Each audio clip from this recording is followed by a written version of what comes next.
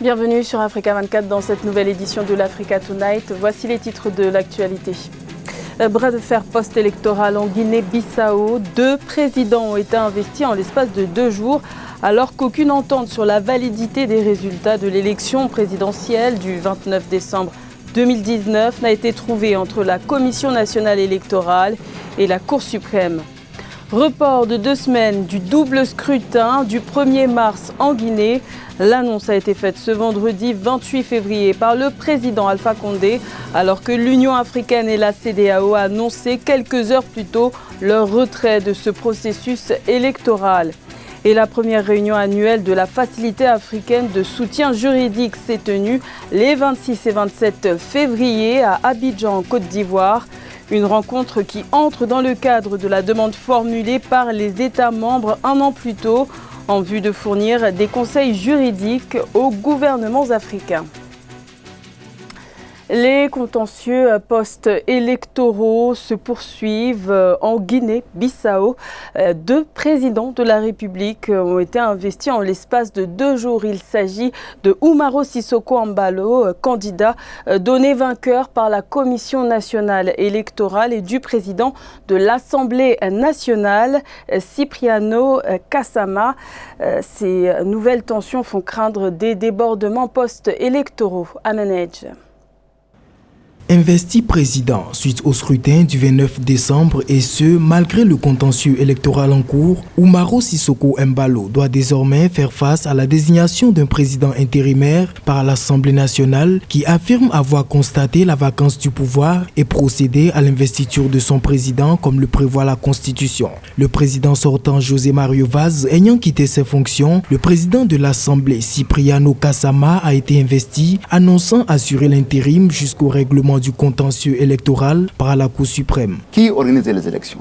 C'est la CNE. Qui a organisé les élections? C'est le gouvernement d'Aristide Gomes, qui a le ministère de l'Intérieur. C'est le gouvernement d'Aristide Gomes qui a le ministère de l'administration territoriale. Donc, ils avaient tout à main. Le premier ministre démis par Umaro Sissoco Embalo, Aristide Gomes, reconnu par la communauté internationale, a dénoncé l'investiture d'Umaro Sissoco Embalo comme une tentative de coup d'État. C'est un coup d'État qui a été effectivement orchestré depuis ces 5 dernières années, bien sûr avec la connivence du président de la République sortant, José Mario Vaz. Les motivations sont tout simplement de rejeter l'homme d'État qui est Domingos Simões Pereira, qui lui a toujours eu l'ambition et la sublimation de privilégier les intérêts du peuple. Umaro Sissoco Embalo, ancien général, ex-premier ministre, a été donné vainqueur par la Commission nationale électorale avec 53,55% des voix contre 46,45% pour Domingos Simões Pereira, président du Parti africain pour l'indépendance de la Guinée et du Cap-Vert, PAIGC. Dénonçant des fraudes, ce dernier réclame un recomptage des bulletins et s'en remet à une décision finale de la Cour suprême qui, elle, n'a pas validé les résultats donnés par la commission électorale. Et sachez que Umaro Sissoco Embalo a investi ce samedi 29 février son nouveau Premier ministre. Il s'agit de Nuno Nabian, le candidat arrivé 3e au premier tour de l'élection présidentielle. Également dans l'actualité, en Libye, plusieurs tirs de roquettes se sont abattus ce vendredi 28 février sur Tripoli et sur Mitiga, le seul aéroport fonctionnel de la capitale libyenne. Au moins une personne a été blessée dans ces tirs de roquettes attribués aux forces du maréchal Khalifa Haftar. Des tirs qui ont fait d'importants dégâts matériels. Notons que le bras de fer entre le camp de Fayez al-Sarraj et celui du maréchal Khalifa Haftar, dont l'offensive sur Tripoli a commencé en avril 2019, se poursuit, alors que les 2 camps ont suspendu leur participation aux pourparlers de Genève. Les tensions préélectorales persistent en Guinée. Le président Alpha Condé a annoncé ce vendredi dans la soirée que le double scrutin législatif et référendaire prévu ce dimanche 1er mars serait ajourné de 2 semaines sans donner de date précise. Une décision qui intervient alors que toutes les organisations internationales ont décidé de renoncer au déploiement de leur mission d'observation sur le terrain. Ange Doménio. Il n'y aura pas d'élection ce dimanche 1er mars en Guinée. Le président Alpha Condé a décidé de reporter le double scrutin qui devait avoir lieu dans le pays, à savoir les élections législatives et le référendum constitutionnel. La nouvelle date n'a pas encore été fixée. C'est par responsabilité nationale et sous-régionale que nous avons accepté un report léger de la date des élections. Ce n'est ni une capitulation, ni une reculade, mais la fidélité à ce qu'était la Guinée hier, qu'elle est aujourd'hui, qu'elle sera demain. La décision du président guinéen intervient dans un contexte de tension croissante entre le pouvoir et l'opposition.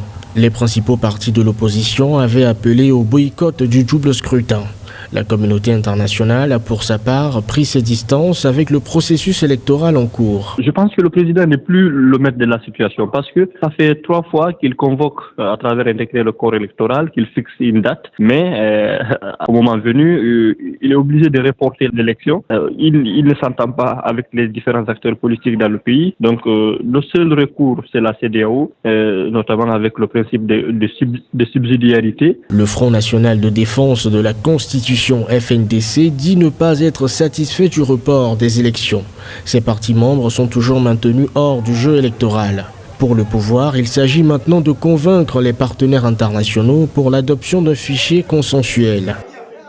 Le 3e forum Maroc-État insulaire a pris fin ce vendredi 28 février avec l'adoption de la déclaration de l'Ayoun, une feuille de route qui établit la coopération future entre le Maroc et les États insulaires du Pacifique a été mise en place. Ce partenariat se développera autour de 4 grands axes, à savoir les changements climatiques, la formation, la santé et la sécurité alimentaire. Plus de détails avec Thierry Ndassa.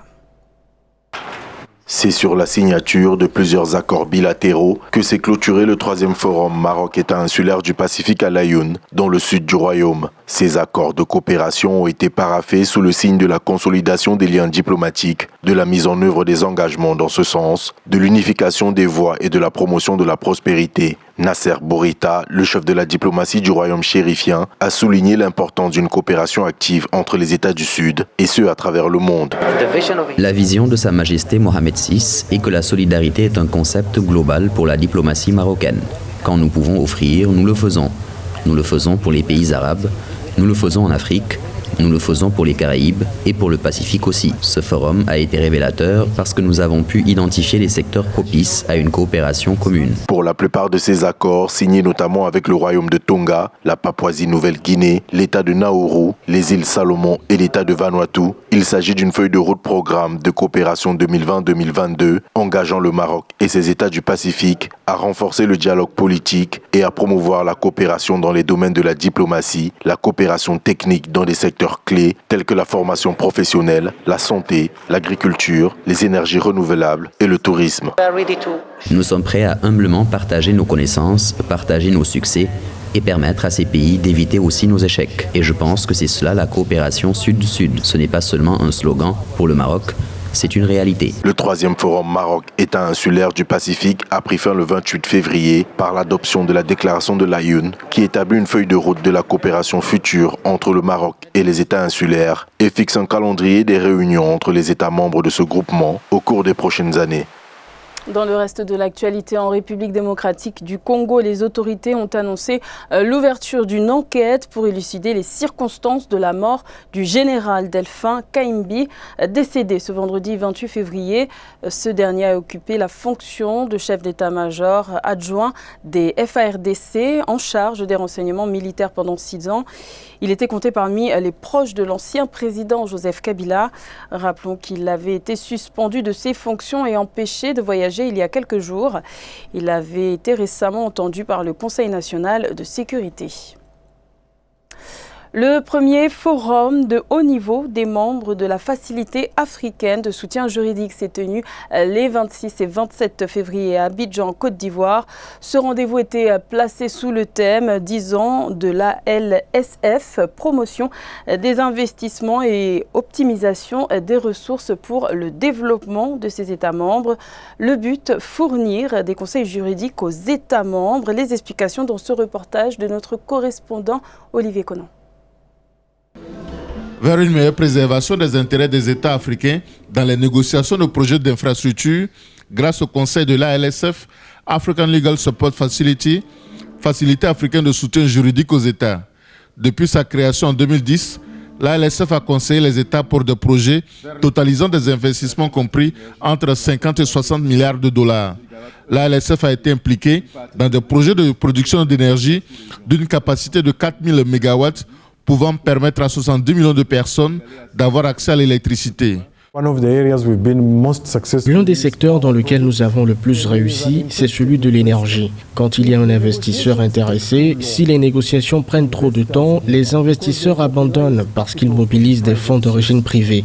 Donc, la différence que nous faisons, c'est que nous réduisons le temps de négociation de 5 ans, par exemple, à moins d'1 an parfois, même en 3 ou 4 mois, le projet est bouclé.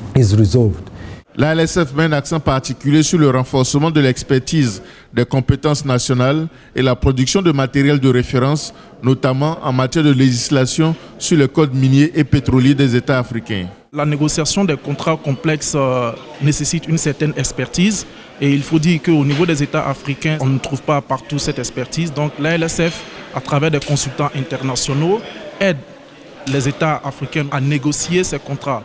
En rappel, l'ALSF a participé en tant que conseil à 256 projets, dont 100 sont encore actifs. Le conseil et le renforcement de capacités constituent l'essentiel des activités de l'ALSF qui assiste également les États dans les litiges avec les fonds vautours et la gestion de dettes souveraines. L'ALSF a ainsi appuyé la Gambie pour la restructuration de sa dette et le Sénégal pour l'émission d'eurobonds. La communauté de développement de l'Afrique australe, SADC, a annoncé le 25 février la création d'un centre pour les énergies renouvelables. Le but étant de coordonner et de soutenir l'électrification des zones rurales dans les 16 pays membres de ce bloc régional. Une démarche nécessaire puisque l'électrification touche seulement 5% des zones rurales de la SADC. Plus de détails avec Siamlo Victoria Sedji. La communauté de développement d'Afrique australe, SADC, enregistre à ce jour l'un des taux ruraux d'approvisionnement en électricité les plus bas au monde, soit 5%. En 2017, ces 16 États membres ont adopté un plan stratégique pour sortir les zones rurales de l'obscurité. Le plan doit aboutir à la création d'un centre pour les énergies vertes.